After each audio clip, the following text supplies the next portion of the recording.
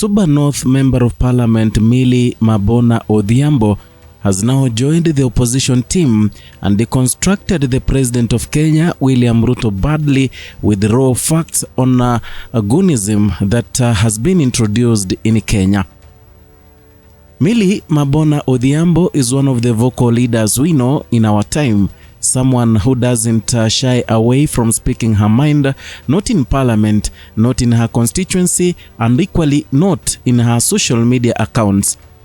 And today, in her social media, she attacked the President William Ruto and the people who surround William Ruto, especially after the Goonism Act developed and also is being groomed in Kenya so badly. And now people are fearing that Kenya might turn into Haiti, since that is how it started in Haiti till the country became ungovernable. This has come as a result of the attack on Edwin Sifuna's convoy in Kisii, where it is alleged that the area member of parliament Zahiri Janda was the one who choreographed the whole idea and the whole ideal until he paid people, bought for them the clubs and the rungus to attack the Linda Mwananchi rally and convoy after finishing their rally in Kisii town central business district. It is something that has been talked about in Kenya for so long. It has been the subject of the day. It has been a debate in most platforms and in most TV stations. And now today, Millie Mabona has equally joined the opposition team, lamenting and also talking so much about the governance of William Ruto and those who are embracing goonism. Before I read the statement from Millie Mabona, I want to take you back a little. Rigathi Gachagua, the former deputy president, said that William Ruto is resorting to intimidation and goonism ahead of 2027. This is because he has realized that the people in Kenya do not love him. People in Kenya have already made their decision that they are not going to support him come 2027. So for those reasons, William Ruto resorted that now they are going to use a different strategy. This time round, not about crying in public. This time round is not about giving huge tithes and also contributing to the construction of churches, but this time round is the use of goonism, using goons to intimidate Kenyans into voting, and also either way round, intimidating Kenyans into not voting and also not turning up, and hence the election will be pushed forward. That is a suggestion that was given by the former deputy president Rigathi Gachagua, and to some extent right now it is making some sense, because when you look at the people who are propagating this hatred, who are embracing this goonism, the people, those people who are closer to William Ruto, the two-term people who are speaking and also raising their issues on two-term. They're the people who are now propagating and also grooming, let me say, grooming the goonism in Kenya. So whatever Millie Odhiambo was saying, he was, or rather she was referring to the ideal origin of this goonism. So I want us to read the message that was written by Millie Mabona Odhiambo, and that can form a basis of anything we're gonna talk about and the analysis we're gonna do today. Now, this is from Millie Mabona Odhiambo. Goonism and nepotism are not new in politics, but there are consequences there too. In the book of Judges 9, Gideon, in brackets, Jerubbaal, or the slayer of Baal, had just died, and his son Abimelech, by his concubine, went to Shechem to his mother's relatives and also sought their help to make him a king, since he was their relative. They got him 70 shekels of silver from the temple of Baal, and he used it to hire reckless scoundrels, or let's say goons, as his followers. He then killed his 70 brothers, and only the youngest escaped. And this one cursed him and escaped to safety. Abimelech was then made the king. He later ended up killing many people who opposed him. After only 3 years, while on a mission to kill more people, he was killed by a woman who dropped a stone from a tower to his head. Out of embarrassment, before he died, he asked his guard to finish the job so that it does not go on record that he died in the hands of a woman. Those who use goons, tafakari hayo. This is a bitter statement that Millie Mabona wrote to William Ruto, because tentatively his government is the one who is the architecture of the goonism experienced in Kenya.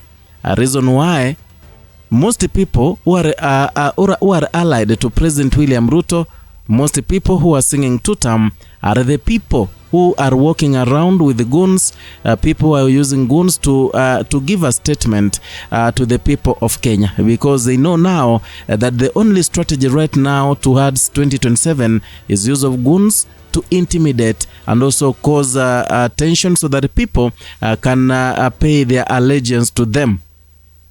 So according to the script that was written by Millie Mabona Odhiambo, he was saying that those people are using goons. If William Ruto thinks that in 2027 he'll use goons to win the election by causing tension and fear, yes, it's very possible. He can do that. But just like Abimelech, something bad, whatever he's doing to the people, it will be done to him, because the same goons will be used to beat him up. So in Kisii, what happened is something that is unprecedented. Although many leaders have been saying that there is a lot of goonism in Kisii County, where people are alleging that the governor of Kisii, Simba Paul Arati, has been thriving in Kisii by use of goons. If you go against him, he hires his goons and directs them to beat you up. It is so recent that a member of county assembly was beaten there mercilessly till he was hospitalized. The reason being, he has been criticizing the governor of that county. You see how it has been going. And what if, they say that there is no one who has monopoly of violence. You can be a governor, you can be a member of parliament, but you cannot have monopoly over goons. And people, someone elsewhere can equally hire those goons and watakuonyesha moto sana. So the point here today is about Millie Mabona writing a very emotional and also a bad message to those people who are propagating and those people who are embracing goonism, including the President of Kenya, William Samoei Ruto. And there are some people, I've told you that the reason why I'm referring to the statement from Millie Mabona as being directed to President William Ruto, those people surrounding are the people who have been, have been using these goons. I want to take the recent example, actually, what happened in Kisii recently, where Zairi Janda has been pointed out as the man who had given money to mobilize those people so that they can beat the Linda Mwananchi people. And remember, today the DCI summoned the member of parliament Nyaribari Churches, Zairi Janda, to appear so that he can write a statement. This is after some 7 youths were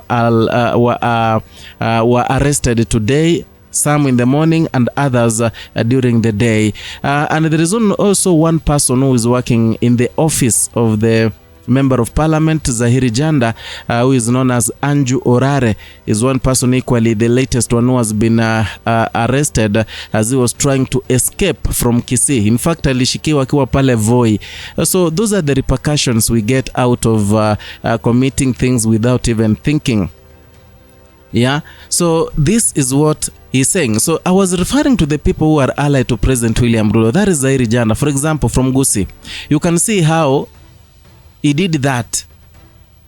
Number 2, we saw many people were so happy, including the chief whip, Sylvanus Osoro. And if I can quote what Sylvanus Osoro said, he tagged the video, the short video, where the convoy was rushing out of Keumbu town when those people were pelting stones. And he said, brothers and sisters, najua Keumbu ndio rais alifungua the ongoing tarmac road na inaendelea kwa mwendo wa kasi kweli kweli.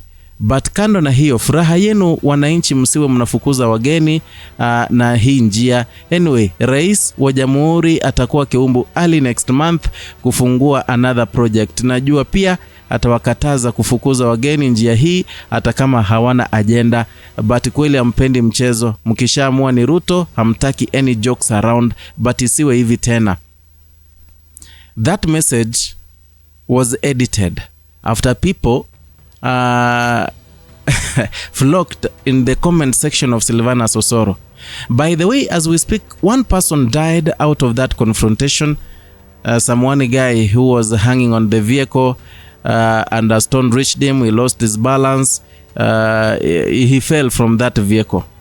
And I can tell you for free, that man is someone's father, maybe someone's son, maybe someone's husband, but he lost his life, and then here we have some people, some politicians who are celebrating the likes of Silvanus Osoro, saying that hiyo itakuwa hivyo tu.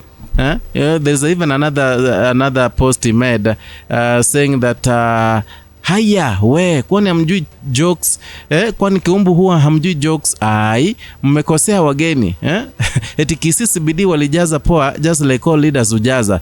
Besides the chorus one time, Kasongo mwizi, any message for raia to take them home, their party candidate planned projects, please update me. That alone is a statement from a leader who is elected, a leader who is the chief whip given the huge or the biggest position, a leader who has kids, a leader who has brothers maybe, a leader who has relatives. He has people he cares so much for. He's here celebrating that the Keumbu people did well kufukuza wale watu wenye walifukuzwa. So he's celebrating that in Kisii one life was lost because of the carelessness and silliness of some people, something that could be avoided, something that actually was to be avoided.